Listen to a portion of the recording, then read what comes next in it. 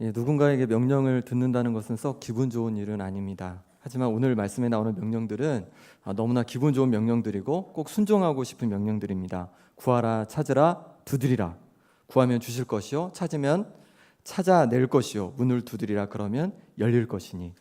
여러분, 오늘 이 축복의 말씀처럼 구하고 찾고 두드리셔서 하나님께서 주시는 복을 마음껏 누리시기 바랍니다. 먼저 구하라 그리하면 너에게 주실 것이요 라고 말씀하고 있습니다. 하나님은 우리의 아버지가 되십니다. 우리를 너무나 사랑하시는 아버지십니다. 우리가 구하면 그분은 우리의 기도를 들으시고 응답해 주십니다. 너희는 욕심을 내어도 얻지 못하여 살인하며 시기하여도 능히 취하지 못함으로 다투고 싸우는도다. 너희가 얻지 못함은 구하지 아니하기 때문이요. 야고보서 4장 2절의 말씀입니다. 우리가 얻지 못하는 것은 바로 무엇 때문이라고 말씀하시냐면 구하지 않기 때문이다 라고 말씀하고 있습니다. 제가 몇 년 전에 복음을 전하고 싶은 한 아주머니가 계셨습니다. 김씨니까 이제 김씨 아주머니라고 하겠습니다. 이 김씨 아주머니랑 점점 친해지고 있는데 어느 날 근심에 가득한 얼굴을 하고 계신 거예요. 그래서 왜 그러시냐고, 무슨 걱정이 있냐고 제가 여쭤봤습니다. 그랬더니 어떤 얘기를 하시냐면 그분에게는 딸이 하나 있는데 대학교 1학년 1학기를 다니다가 경제적으로 좀 어려움 때문에 휴학을 했다고 합니다.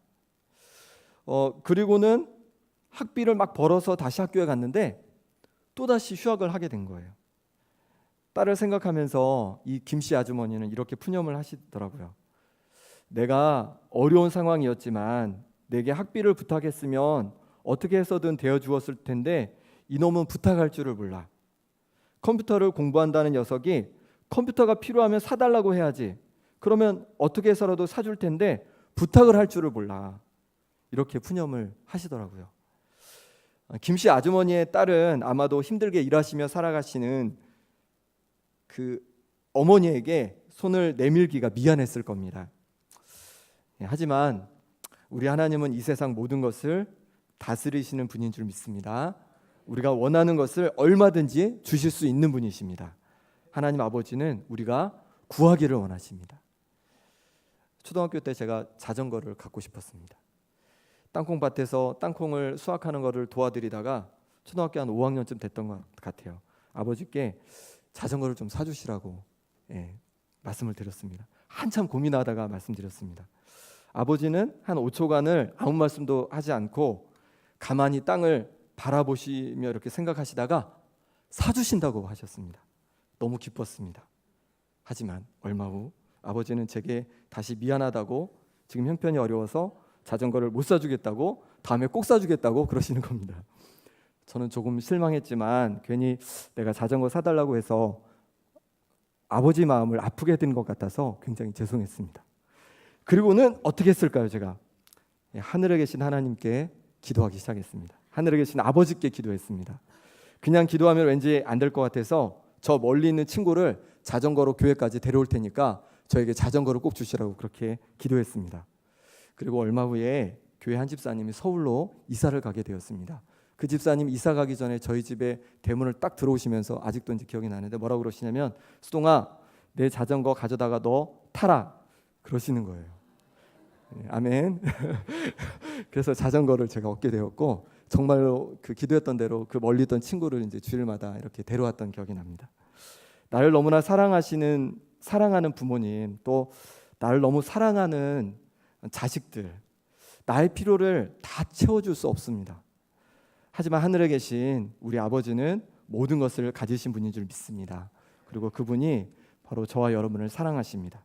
구하시기 바랍니다. 그러면 그분께서는 우리에게 주실 것입니다. 학교를 다니면서 수업을 들을 때 다른 친구들이 좀 부러웠던 것이 있습니다. 그거는 수업 시간에 그 노트북을 딱 꺼내 들고 멋있게 이렇게 교수님 말씀을 이렇게 그 강의를 적는 거였어요. 제가 원래 별로 갖고 싶은 것이 별로 많지 않은 사람인데 노트북을 갖고 싶었습니다. 하지만 그러면서도 다른 사람의 도움을 받고 싶지 않았어요. 그래서 기도했습니다. 하나님 아버지, 제가 다른 사람에게 도움을 받고 싶지는 않습니다. 도움 받지 않고 당당하게 노트북이 생기도록 해주세요. 그렇게 기도를 했습니다. 그리고 얼마 후에 응답이 왔습니다. 제가 그때 중등부 사역을 막 시작할 때인데 전에 계시던 전도사님이 개인 노트북을 사용하셨거든요. 그러니까 그분이 가시면서 노트북을 가져가 버리신 거예요. 그러니까 부서에 노트북이 없게 된 겁니다. 부장님이 이제 저에게 이제 말씀하시는 거예요. 중등부 부장님이 노트북을 하나 사야겠다는 거예요. 그리고 제게 구입을 맡겼습니다. 제가 이제 딱 사가지고 중등부에 갔더니 부장님이 또 얘기를 하시는 거예요. 노트북을 전도사님이 꼭 좀 맡아달라는 겁니다. 네. 어디 보관하기도 마땅치 않고 좀 분실의 위험도 있으니까 주중에는 좀 가져다 사용하시다가 주말에 좀 가져와 주시면 너무 감사하겠다고 저한테 부탁을 하시는 거예요. 그래서 당당하게 신대원 3년 동안 마음껏 노트북을 사용했습니다. 하나님은 우리를 어떻게 사랑하셨습니까? 사랑은 여기 있나니 우리가 하나님을 사랑한 것이 아니요 하나님은 우리를 사랑하사 우리 죄를 속하기 위하여 화목제물로 그 아들을 보내셨습니다. 아멘. 하나님은 자신의 아들까지 우리에게 내어주시면서 우리를 사랑해 주셨습니다. 하나님은 그렇게 우리를 사랑하십니다. 그분께 구할 때, 우리를 사랑하시는 그분께 우리가 구할 때 반드시 응답해 주실 줄 믿습니다. 구하시기 바랍니다. 하지만 우리는 살아가면서 때로 우리가 아무리 구해도 응답해 주지 않는 것처럼 느낄 때가 있습니다. 왜 하나님은 우리가 구하는데도 응답해 주지 않으실까요? 마태복음 7장 11절 말씀을 같이 한번 읽어보겠습니다. 11절입니다. 너희가 악한 자라도 좋은 것으로 자식에게 줄 알거든 하물며 하늘에 계신 너희 아버지께서 구하는 자에게 좋은 것으로 주시지 않겠느냐. 아멘. 하나님은 우리에게 좋은 것으로, 아주 좋은 것으로 주시는 분이십니다. 나쁜 것은 주지 않는 분이십니다. 우리에게 지금 응답하시는 것이 좋은 것이 아니라면, 우리에게 나쁜 것이라면 하나님은 응답을 보류하십니다. 우리에게 좋은 것이 될 때까지 보류하십니다. 제가 면허를 96년도에 땄습니다. 하지만 운전할 기회가 없었습니다. 왜 그럴까요? 차가 없기 때문입니다. 신대원 다니면서 전철로 이제 1시간 좀 넘게 걸리는 이제 거리로 이제 전도사 사역을 다녔습니다. 주셨던 그 무거운 노트북과 또 사역에 필요한 여러 가지 이제 사역에 필요한 것들을 가지고 이제 무겁게 이렇게 다녔어요. 그래서 하나님께 차를 주시라고 기도했습니다. 어떻게 되었을까요? 신대원 졸업할 때까지 계속 전철 타고 다녔습니다. 신대원 다니면서 제가 했던 기도를 하나님께서 왜 안 들어주셨을까? 왜 하나님은 노하셨을까 생각을 해봤습니다. 근데 생각해 보니까 만약에 그 기도를 들어주셨다면 그게 제게 별로 좋은 일이 아니더라고요. 그때 만약 차가 있었으면 기름값도 제가 감당하지 못했을 겁니다. 오히려 제게 더 좋지 못한 일이었을 겁니다. 결혼하여서 이제 전임 전도사 생활을 하던 어느 날 누님께서 차를 새로 구입하면서 타던 차를 제게 싸게 넘겨주셨습니다. 그때서야 차를 운전하게 되었습니다. 하나님께서는 제 기도에 노하신 것이 아니라 보류하신 것입니다. 가장 좋은 때까지 보류하셨다가 제게 응답해 주셨습니다. 하나님은 우리에게 좋은 것을 주고 싶어 하십니다. 우리에게 지금 당장 응답하는 것이 우리에게 해롭다면, 그리고 나중에 응답해 주는 것이 우리에게 더 좋은 것이라면 응답을 보류하십니다. 낙심하지 마시고 구할 수 있길 바랍니다. 하나님 우리가 구할 때 좋은 것으로 주시는 분이십니다.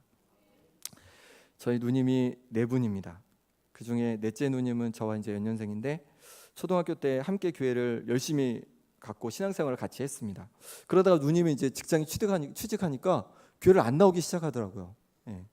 그러니까 막 보니까 주말에 이제 회사 사람들하고 놀러 가는 재미에 이렇게 빠진 겁니다. 그래서 한두 번 빠지다 보니까 아예 교회를 안 나오는 겁니다. 저와 부모님의 아주 큰 숙제였습니다. 예. 그 사이 이제 누님은 결혼도 하고 조카도 낳았습니다.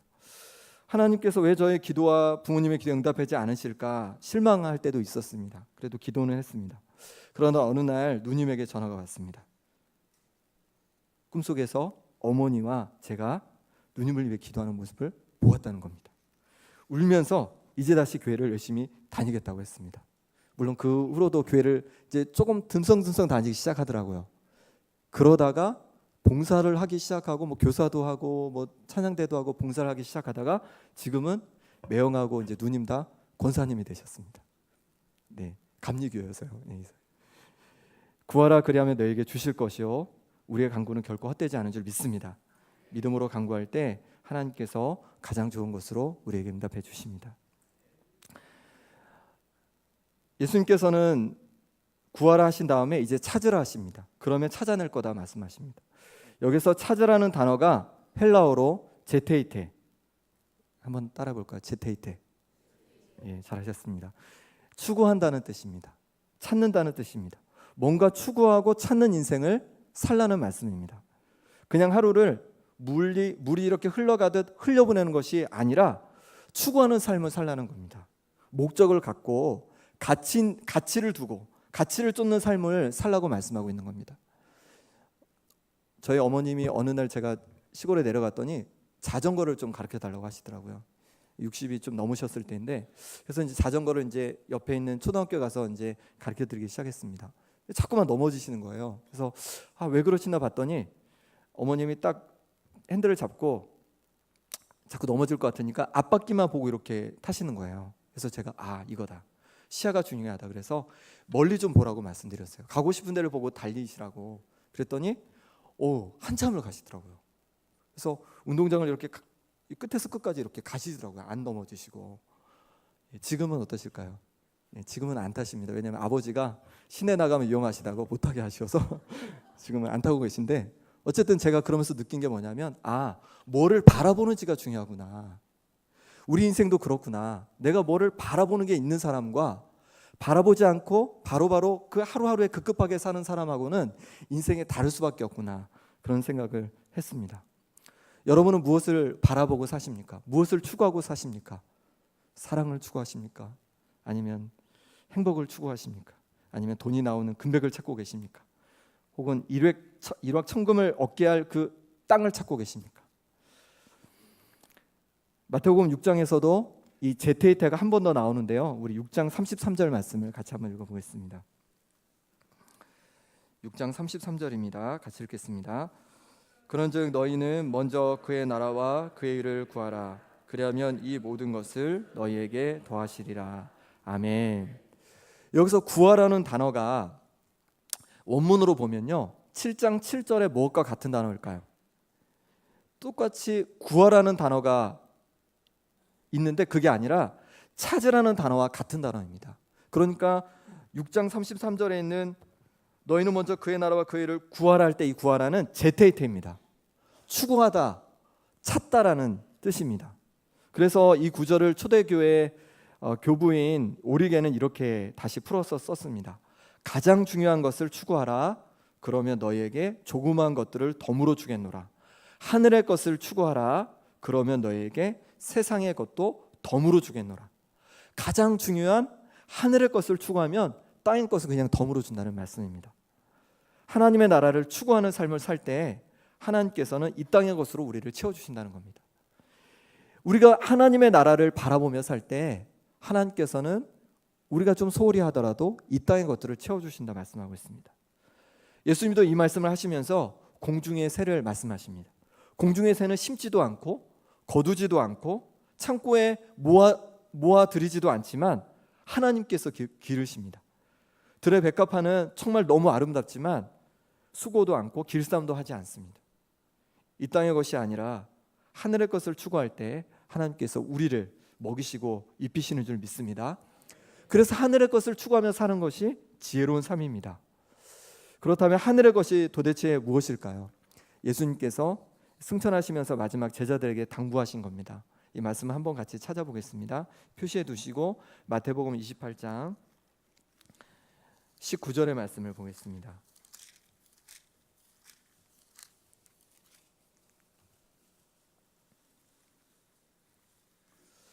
마태복음 28장 19절 20절 말씀 같이 한번 읽겠습니다. 그러므로 너희는 가서 모든 민족을 제자로 삼아 아버지와 아들과 성령의 이름으로 세례를 베풀고 내가 너희에게 분부한 모든 것을 가르쳐 지키게 하라. 볼지어다 내가 세상 끝날까지 너희와 항상 함께 있으리라 하시니라. 아멘. 하나님은 우리가 먹고 사는 것에 급급해서 살기를 원치 않으신다는 겁니다. 하나님은 우리가 하나님 나라를 추구하며 살기를 원하십니다. 그 하나님 나라를 추구하는 삶이 무엇일까요? 예수님께서 말씀하신 이겁니다. 너희는 가서 모든 민족을 제자로 삼으라고 말씀합니다.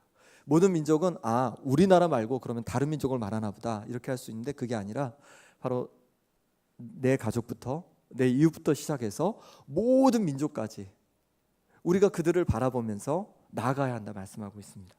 그러면 그들에게 무엇으로 나가기 원하실까요? 그들에게 먼저 세례를 주라 말씀합니다. 복음을 전하라는 겁니다. 세례는 예수님을 믿을 때 세례를 받는 거니까 복음을 전하라는 겁니다. 예수님을 알도록 하라는 겁니다. 그런데 거기서 끝나는 것이 아니라 또 뭐라고 말씀하시냐면 20절에 내가 너에게 분부한 모든 것을 가르쳐 지키게 하랍니다. 이 예수님의 말씀을 가르쳐 지키게 하라고 말씀하고 있습니다. 어떻게 가르쳐 지키게 할 수 있을까요?